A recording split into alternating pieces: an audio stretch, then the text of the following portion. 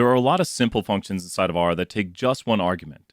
And an argument is basically the instructions for the function. You'll see it inside of the parentheses of the function, and multiple arguments are separated by commas.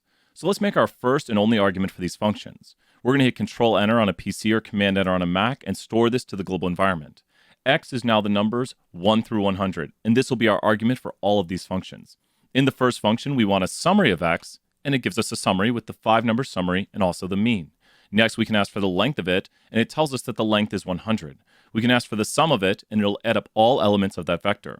We can do the mean and median and get both of those values, or the standard deviation to find it.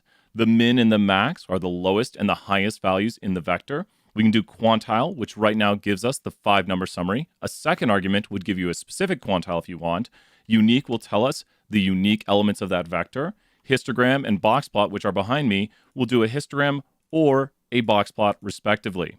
So that is 12 easy functions we can do with just one argument inside of R.